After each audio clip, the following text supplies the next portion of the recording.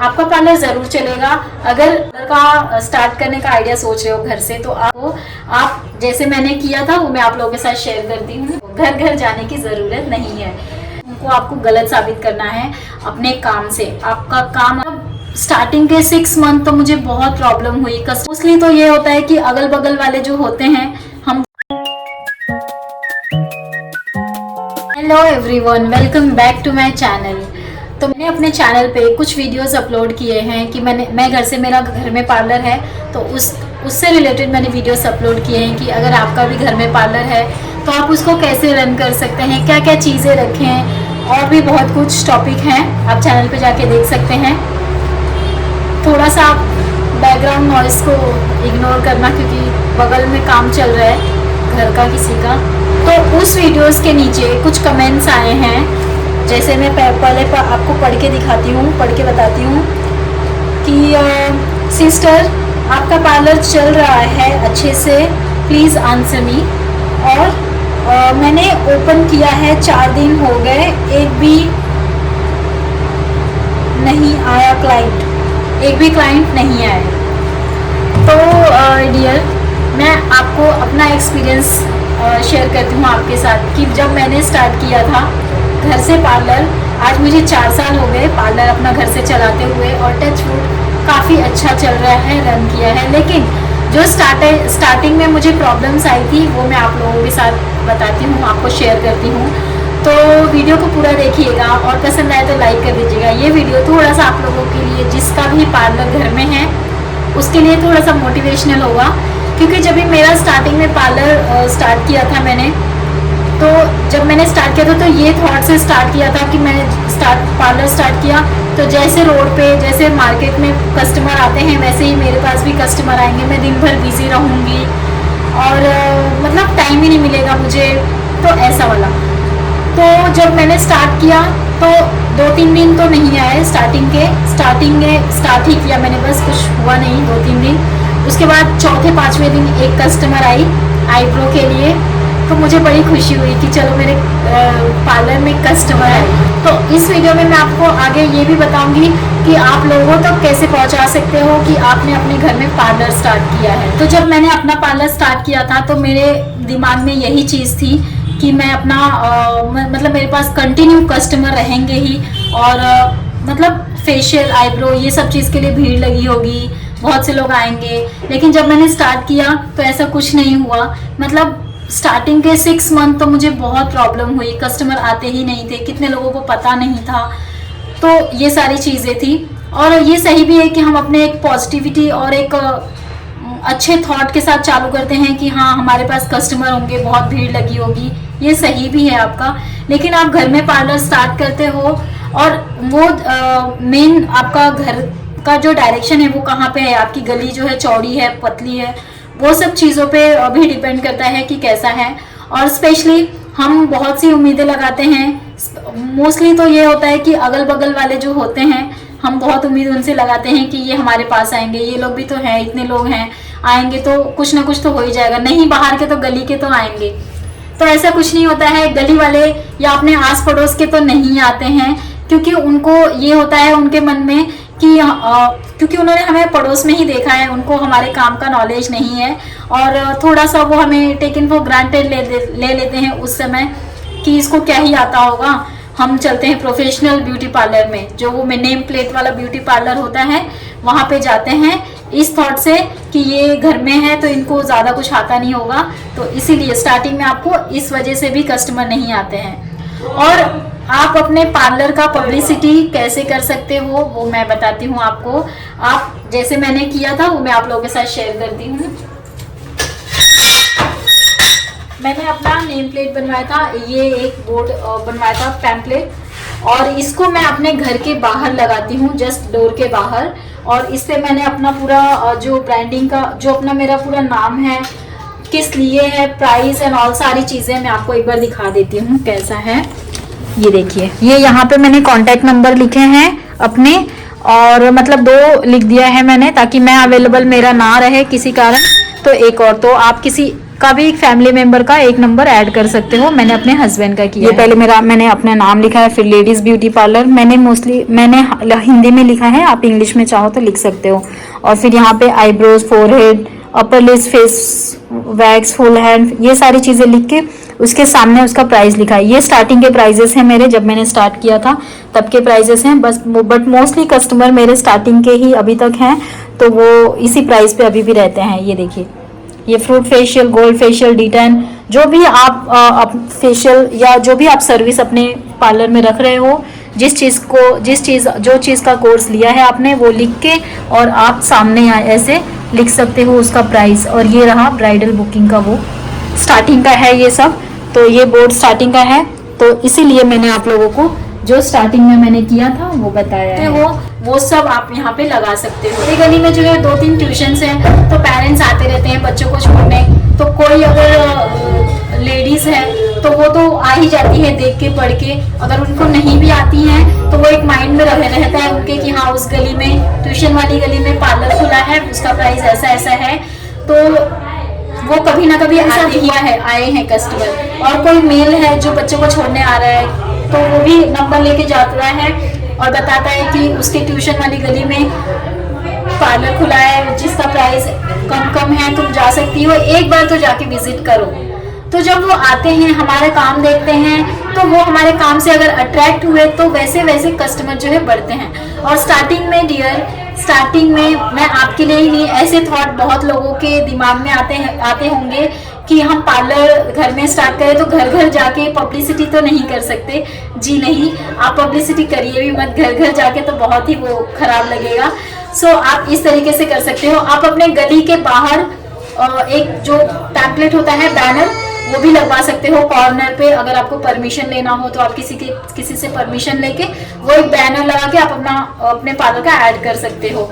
तो उस तरीके से अगर मेन डोर पे भी कोई आता जाता रहता है तो वो पढ़ लेता है और पढ़ के उस गली में एंटर करता है, पूछता है कि यहाँ पे कोई पार्लर है, तो लोग बता देते हैं। तो इस तरीके से भी आप बता सकते हो, कर सकते हो। और रही स्टार्टिंग की बात, तो स्टार्टिंग में कोई भी काम, जैसे कि मतलब कोई बिजनेस भी बिजनेस है, कपड़े का बिजनेस है, साड़ी की शॉप है, या कोई भी शॉप है, कोई भी बिजनेस आप स्टार्टिंग में स्टार्ट करते हो तो लोगों को पता नहीं होता है, जिस वजह से आपको लगता है कि ये चलेगा नहीं या फिर हमें बंद कर देना चाहिए। ऐसा नहीं है, आपका पार्लर ज़रूर चलेगा अगर आप थोड़ा सा पेशेंस रखो। स्टार्टिंग में हमें थोड़ी सी दिक्कत होती है, आपके पार्लर में ही नहीं, कोई भी स्टार्टिंग में बिजनेस स्टार्ट करते हैं तो उसको दिक्कत होती ही है।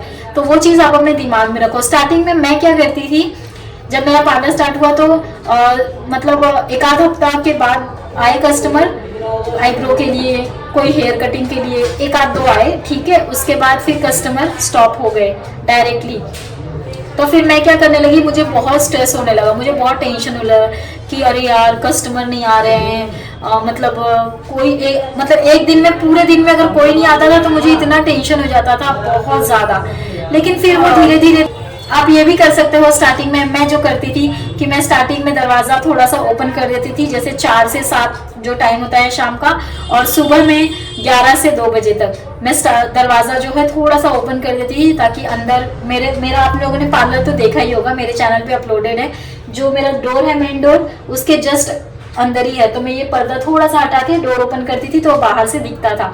तो मैं स्टार्टिंग में ये चीज़ करती थी। तो अगर आप भी चाहो तो कर सकते हो। और स्टार्टिंग में आप जो पार्लर का स्टार्ट करने का आइडिया सोच रहे हो घर से, तो आप ऐसे कोई भी सीजन में मत चालू करो। जब आपका पार्लर का जो सीजन होता है तभी ही स्टार्ट करो। जैसे कि कोई फेस्टिवल है, मैंने अपना पार्लर स्टार्ट किया था सावन महीने से, जैसे कि जुलाई के लास्ट में, अगस्त वगैरह में, अगस्त के स्टार्टिंग में, तब से जो है सारे फेस्टिवल चालू हो जाते हैं। सावन तो होता ही है, उसके बाद उसी में रक्षाबंधन हो गया अपना, मतलब सारे मोस्टली फेस्टिवल वहीं से स्टार्ट होते हैं, दिसंबर तक चलते ही हैं, दिवाली तक। तो उसमें आप चालू कर सकते हो और ये प्राइस रखोगे तो कस्टमर आएंगे ही आपके पास। अगल बगल के ना आए, लेकिन बाहर के जो देख के जाएंगे वो ऐसे बोर्ड से आएंगे। तो आपको ये बोर्ड बनवा लेना चाहिए अगर आपका घर में पार्लर आइडिया है कि आप अपने पार्लर का नाम क्या रखो, तो आप अपना नाम रखो स्टार्टिंग में, बाद में चेंज कर सकते हो। स्टार्टिंग में अपना नाम रखो ब्यूटी पार्लर, और सब सारे लिख के, ये लिख के आईब्रोज 20, स्टार्टिंग में मैंने 20 रखा था और 25 किया है, बहुत जगह पे 35 हो गया है। बट मैंने 25 रखा है क्योंकि मेरा पार्लर घर में है, तो वो कस्टमर को उतना ही आदत है। मेरे कस्टमर को 20 रुपीज़ का ये 25 भी उनको ज़्यादा लगता है, तो इसीलिए 25 फोरहेड, अपर लिप्स, ये सारी चीज़ें आप उसके आगे उनका प्राइस लगा सकते हो। तो इस तरीके से आप अपने पार्लर का पब्लिसिटी कर सकते हो, घर घर जाने की ज़रूरत नहीं है।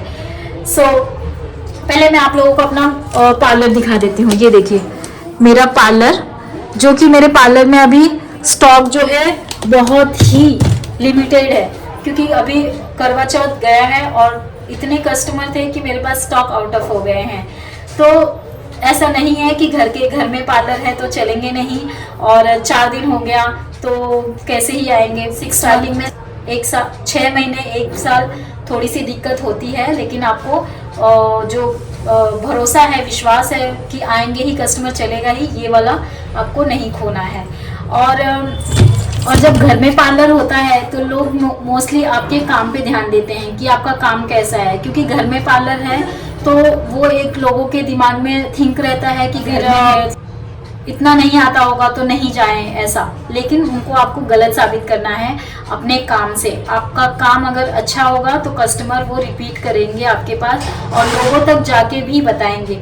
और एक काम कर सकते हो आप, जो कस्टमर आपके पास आते हैं आप उनको बताओ कि मैंने घर में पार्लर स्टार्ट किया है, ये प्राइजेस हैं, और मेरा जो है कभी भी आ सकते हो आप। घर में पार्लर है तो आपका कभी भी आ सकते हो आप, मतलब 9-10 बजे रात को मोस्टली पार्लर्स बंद हो जाते हैं, तो आप वो भी बोल सकते हो कि 9-10 बजे तक भी आप आ सकते हो।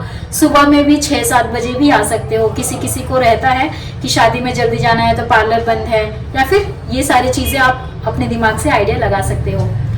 और आप कर सकते हो, जो भी कस्टमर आते हैं आप उनके नंबर्स ले लो, और जब वो आए उसके 1 महीने बाद, अगर फेशियल करवाएं तो उसके 1 महीने बाद उनको एक बार रिमाइंड करवाओ कि मैम आप वापस आए नहीं, आपका फेशियल का टाइम हो गया है, आप आओगे नहीं आओगे। तो उससे कस्टमर को जो है एक माइंड में चलता है कि हाँ जाना है। या फिर 10 कॉल करोगे तो 10 नहीं 2 तो आएंगे ही। तो इस तरीके से आपको भी थोड़े से एफर्ट्स डालने होंगे, लगाने पड़ेंगे। और मोस्टली सबसे इम्पॉर्टेंट चीज़ है कि आपका काम सबसे अच्छा होना चाहिए, बहुत अच्छा होना चाहिए। जो पार्लर्स में रहते हैं वो पार्लर्स में बस पार्लर ओपन किया है तो वो काम कैसा भी रहता है, कस्टमर आते ही हैं, क्योंकि वो पार्लर में है, बाहर के एरिया में है। आपका घर में है तो आप कितना भी अच्छा करोगे काम, लेकिन वो जज कर लेंगे कि इसका तो घर में है तो इसको आता नहीं है, ऐसे ही थोड़ा बहुत सीख के चालू कर लिया है। तो वो चीज़ नहीं करना है आपको आपका काम जो है वो अच्छी तरीके से दिखाना है उनको, और बताना भी है कि ऐसा ऐसा है, इतना ही है, कि आप करने का तरीका, आपके बिहेवियर, आप उनसे एकदम प्यार से और अच्छे से समझाइए सारी चीज़ें। मोस्टली पार्लर में ये चीज़ नहीं होता है, वो बस चीज़ से भी बहुत कस्टमर अट्रैक्ट होते हैं। तो ये सारी चीज़ें हैं कुछ आप जो मेरा स्टार्टिंग वो मैंने आप लोगों को बताया। सो आप भी इस तरीके से कस्टमर को अपने पास अट्रैक्ट कर सकते हो अपने पार्लर के लिए। और आप लोगों ने देखा मेरे पार्लर में बिल्कुल भी स्टॉक नहीं है, मुझे स्टॉक लाने हैं सारे। अभी करवा चौथ की वजह से सारे स्टॉक आउट ऑफ हो गए हैं। और आपको अपना पेशेंस लेवल जो है उसको बरकरार रखना है। आप मेन रोड जो मार्केट में पार्लर होते हैं वो भी चलने में, अगर वो चलने में काफ़ी टाइम लगता है तो आपका तो घर में है, तो थोड़ा सा आप पेशेंस रखिए। चालू कस्टमर आएंगे आपके काम देखते देखते, और लोगों तक पहुंचते पहुंचते कि पार्लर है आपका, वो ज़रूर आएंगे। उसमें थोड़ा टाइम लगता है तो आपको थोड़ा सा पेशेंस रखना पड़ेगा। और स्टार्टिंग, और आपका तो घर है, मतलब मोस्टली पार्लर रोड पे होते हैं, शॉप्स में होते हैं जो रेंट पे लेके चालू करते हैं स्टार्टिंग में, उनका नहीं चलता है। और फिर भी वो कंटिन्यू करते हैं, क्यों? इस होप से कि स्टार्टिंग में कस्टमर नहीं है, आगे चल के आएंगे, लेकिन फिर भी उनको रेंट पे करना होता है मंथली, फिर भी वो कंटिन्यू करते हैं। आपका तो पार्लर घर में है तो आपको थोड़ी रेंट पे करना है, नहीं चल रहा है, स्टार्टिंग में कुछ दिक्कतें आ रही हैं, लोगों तक पता नहीं है, चलेगा, कंटिन्यू होगा आगे। आप चालू रखिए अपना पार्लर, अपने स्टॉक्स रखिए अपने पास। आप धीरे धीरे आईब्रो के लिए, फिर फेशियल के लिए, फिर कटिंग के लिए आ जाएंगे। मुझे स्टार्टिंग में बहुत दिक्कत हुई थी 6 महीने से 1 साल तक, उसके बाद मुझे 4 साल हो गए अभी, और अब मैं ये इसको कंटिन्यू कर रही हूँ। मेरे भी दिमाग में ये थॉट्स आते थे कि क्या ही घर में पार्लर मुझे बंद कर देना चाहिए, सही नहीं है, ये नहीं है, वो नहीं है। फिर फिर मैंने सोचा कि मैं थोड़ी रेंट पे कर रही हूँ, मैं ही करना है या रेंट देना है, या फिर इतना टाइमिंग है मुझे चालू करने का फिर बंद कर देना है। मेरा तो घर में है, चला तो भी ठीक, नहीं चला तो भी ठीक। एक जो होप है कि कस्टमर आएंगे ही, वो मैं क्यों उसको मुझे बरकरार रखना है। तो मैं उसी होप के साथ आज तक पार्लर अपना घर में चला रही हूँ। लोगों ने भी लेकिन आप अपना जो विश्वास है, अपने ऊपर विश्वास रखिए कि मेरा काम अच्छा है तो एक भी कस्टमर आए, एक भी क्लाइंट आए घर में तो मेरा उससे भी हो जाएगा। तो मैं लोगों के बोलने से बंद नहीं करूंगी, या फिर इस थॉट से कि मैं कस्टमर आएंगे ही नहीं, ये थॉट मत रखिए आप। ऐसा हाँ, आप अपने पब्लिसिटी करने के लिए आइडियाज लगाइए कि मैं कैसे लोगों तक पहुंचा सकती हूँ। छोटे छोटे पैम्पलेट्स बनवा के आप अपने अगल बगल दे सकते हो, और भी दूर जहां आप जाते हो वहां पे दे सकते हो जान पहचान वालों को, वो कहीं और फॉरवर्ड करेंगे, कहीं और फॉरवर्ड करेंगे। तो ऐसे आप कर सकते हो। आप अपने सोशल मीडिया, अगर आप इंस्टाग्राम पे हो तो वहां पे रख सकते हो, लगा सकते हो ये सारे बोर्ड, और बता सकते हो उनको कि आपके पार्लर में क्या क्या चीज़ें हैं, क्या क्या आप करते हो, क्या क्या सर्विस देते हो आप।